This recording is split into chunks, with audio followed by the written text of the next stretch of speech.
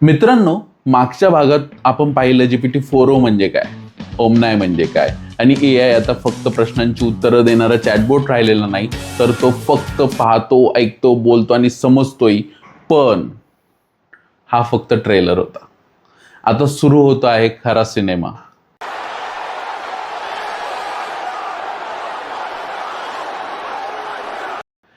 एका दिवसाची कल्पना करा.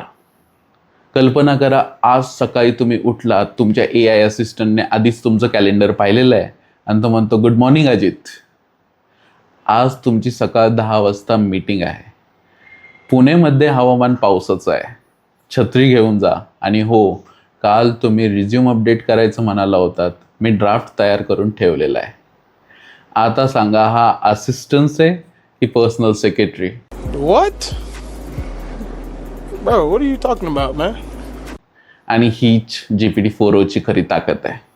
जर तुम्ही विद्यार्थी असाल तर समजा, एक विद्यार्थी इंजिनिअरिंग शिकतोय आणि त्याला प्रोग्रॅमिंग समजत नाही. पूर्वी तो यूट्यूबवर 20 मिनिटं व्हिडिओ पाहायचा, गुगल सर्च करायचा, नोट्स शोधायचा आणि तरीही कन्फ्युजन. आता तो AIला म्हणतो, मला 10 वर्षाचा मुलगा समजा, अशा भाषेत पायथॉन शिकवा. AI लगेच स्टाईल बदलतो, म्हणजे टीचर तुमच्या लेवलनुसार बदलतो. जर तुम्ही ऑफिसमध्ये काम करता, तुम्ही IT मध्ये काम करत असताना मॅनेजर म्हणतो, प्रेझेंटेशन उद्या हवी आहे, एक्सेल रिपोर्ट कंप्लीट करा, मीटिंग नोट्स तयार करा, ईमेल ड्राफ्ट तयार करा. पूर्वी हे सगळं करायला 5 तास लागायचे. आता AI काही मिनिटात ड्राफ्ट तयार करू शकतो.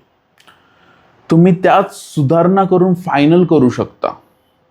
जर तुम्ही कंटेंट क्रिएटर असाल, जर तुम्ही माझ्यासारखे यूट्यूब क्रिएटर असाल, तर AI स्क्रिप्ट लिहू शकतो, थंबनेल आयडिया देऊ शकतो, टायटल तयार करू शकतो, description, hashtag, voice over idea आणि एडिटिंग सजेशन्स देखील देऊ शकतो.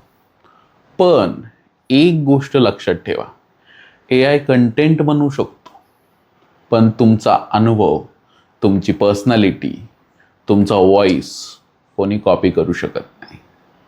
बिगेस्ट मिथ आहे की लोक म्हणतात AI मुळे सगळ्यांचा जॉब जाणार.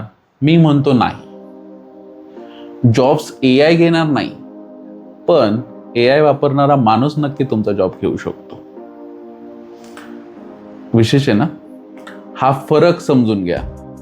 1995 मध्ये कॉम्प्युटर आला, लोक म्हणाले जॉब्स जातील. झालं काय? नवीन जॉब्स तयार झाल्या, इंटरनेट आलं, लोक घाबरले. आज इंटरनेट शिवाय बिझनेस चालतो? हेलो, हम तुमसे ज्यादा गरीब हैं. उत्तर असेल नाही. AI बाबतीतही तेच होणार. पॉवरफुल एक्झाम्पल आहे एका कंपनीत 2 एम्प्लॉय होते. पहिला संपूर्ण काम मॅन्युअल करतो आणि दुसरा AI वापरतो. त्याच कामासाठी पहिल्याला 8 तास लागतात, दुसऱ्याला 3 तास लागतात. प्रमोशन कोणाला मिळेल? उत्तर तुम्हाला माहिती आहे. पण इथे एक धोका आहे. AI जे उत्तर देतो ना, ते नेहमी 100% बरोबरच असतं असं नाही. म्हणून ब्लाइंड ट्रस्ट करू नका. व्हेरीफाय करा, फॅक्ट चेक करा आणि मगच वापरा. कल्पना करा, आजपासून 5 वर्षांनी तुमचा मुलगा तुम्हाला विचारतो, बाबा जेव्हा AI आला तेव्हा तुम्ही काय केलं? जोर जोर से बोल के लोगों को स्कीमें बता दे.